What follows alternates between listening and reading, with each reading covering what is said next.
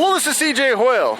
Today is Monday, February the 15th, 2021, and I'm standing here at the intersection of Bloor Street East and Church Street.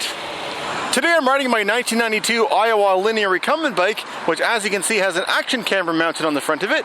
And in this video I'm going to be riding in the south direction and filming a narrated tour of Church Street. Alright, so this video is being filmed on the Monday of the Family Day long weekend. Family Day is a statutory holiday here in the province of Ontario. I think it exists in a number of the other provinces as well. But it's a holiday that was introduced about a decade ago. So at this time on a Monday I would normally be working, but no work today. Should also mention that this video is being filmed during a stay-at-home order here in Toronto due to the second wave of the COVID-19 pandemic. And you'll notice that this street is, you'll see pedestrians on it, but not as many as you would expect to see on a holiday Monday of a time when so many things aren't shut down. Also a lot less vehicular traffic.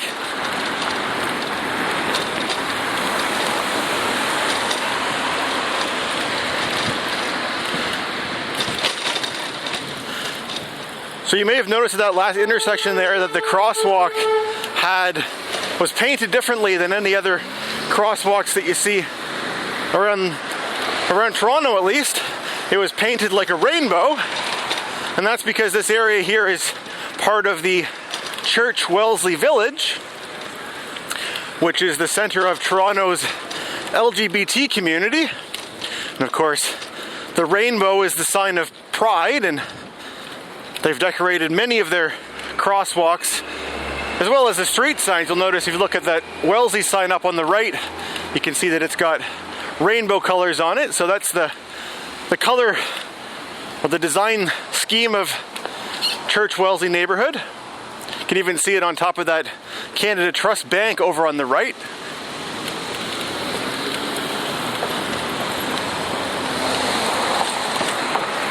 So we just crossed Wellesley Street back there, and so Church Street is a north-south street that runs parallel to Yonge Street. It's about a block to the east of Yonge, and Wellesley's a street that has a subway station on it. Here you can see more of those rainbow crosswalks.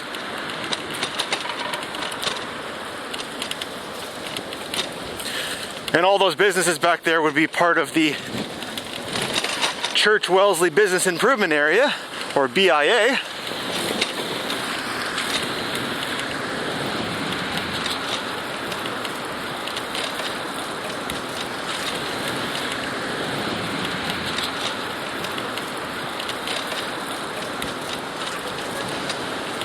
This building is coming up on the right that has the light yellow brick. That is a building that was once known as Maple Leaf Gardens.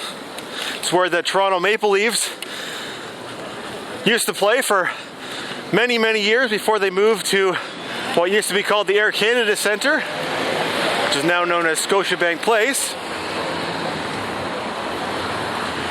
And that's now been transformed into a multi-use building that on the ground floor has a Loblaws grocery store, and up on one of the upper levels there's actually an arena there, which is part of the athletic complex for Ryerson University, which is a little bit further south. We'll be going through the Ryerson campus. It's kind of neat that that Loblaws in that building was once a NHL arena, because not only did it have lots of sort of sporting history, that there was also, that was sort of the main stadium or main, arena complex in Toronto, which meant that, when big musical acts came, they would perform there. So when you're walking around in that Loblaws grocery store, you'll be going through the aisles and then you'll see a tribute on the wall to, well, this is where the Beatles played in 1965 or whatever. So lots of history in that old building. It's nice that they were able to, sort of preserve parts of it to bring back those old days. So now we're going through sort of the center of that Ryerson University campus. You can see this pedestrian skywalk bridge over the road here. It says Ryerson University. You can see those big blue and white R's on either side of the street as well. Ryerson University was founded back in the 1940s, but it was originally known as the Ryerson Institute of Technology. So it was wasn't originally a university. It was an Institute of Technology, and then at some point in the 60s it became a polytechnic school, and then eventually in the 90s it became a full-fledged university, and it was renamed eventually to Ryerson University. And of course, during all that, it's greatly expanded, and the original campus is over kind of closer to Yonge Street to my right. But as time has moved forward, they've bought up more of the land further to the east, over on the other side of Church Street. So we're now at Dundas Street here.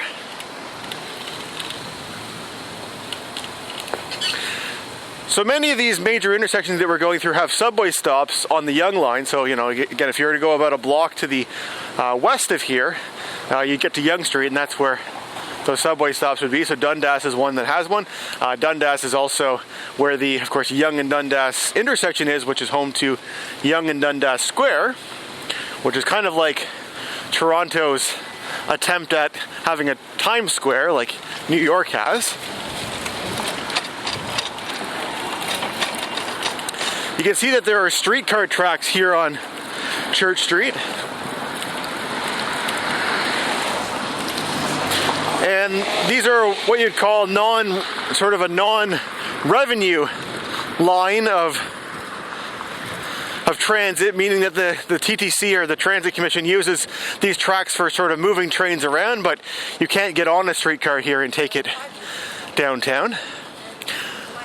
Over on the right, we just passed a church known as St. Michael's Cathedral, St. Michael's Catholic Cathedral Basilica. And there's another church up here on the right, which is the Metropolitan United Church. They don't call this street Church Street for nothing.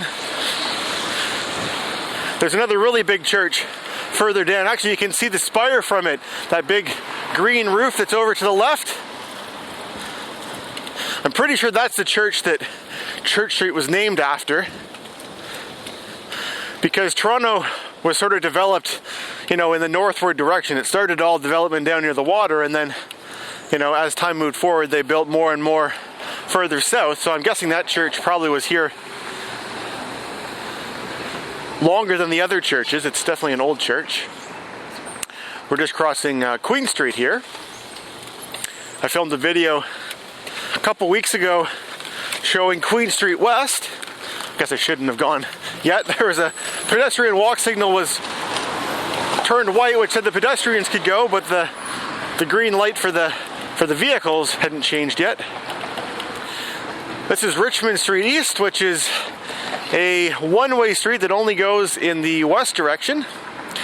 And the next street after that is called Adelaide, which is a one-way street that only goes in the east direction. And both those streets have bike lanes on them, and I made a video right when those bike lanes were first installed showing both of them, although back then those bike lanes were much shorter than they are now. And this section of Richmond and Adelaide were not built yet in terms of bike lanes, so those are definitely on my list of streets to revisit in the future. With the stay-at-home order in place lately, I've been kind of focusing on filming videos of streets that don't have bike infrastructure, because I just find that, because the volumes of traffic are so much lower, it's just a really good opportunity to make my videos about these kind of streets that I otherwise wouldn't want to ride on. So one of the reasons why I chose to make a video showing Church Street today is because the video that I made last week was on Davenport Road, and in that video I actually rode the very north end of Church Street, a little bit north of where I started my video today. And I figured, having shown a little bit of Church Street, it kind of made sense to come back and film the rest of Church Street. And this intersection here is King Street East.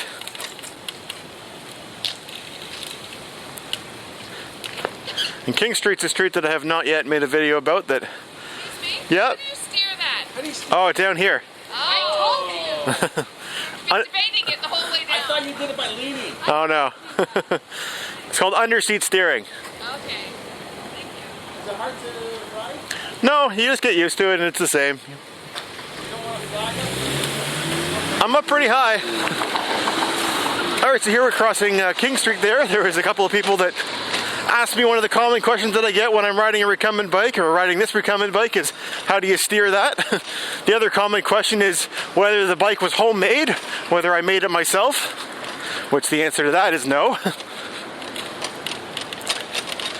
And here we are at Wellington Street. And if we were to kind of turn the bike a little bit to the right, we can see Toronto's Flatiron building. Right there. So it's a building that's kind of built like a wedge. They have a Flatiron building that's a little bit more famous in New York City. It's a lot bigger than that one. But actually the Flatiron building in Toronto is actually older.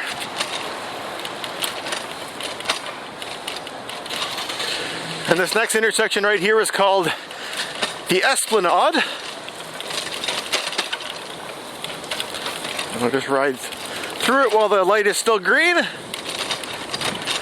And here's the very bottom of Church Street. The street ends and becomes a parking lot that you can drive into. Well, anyway, that concludes this narrated tour. If you watched all the way to the end of this video, I'd love to hear your thoughts in the comment section below.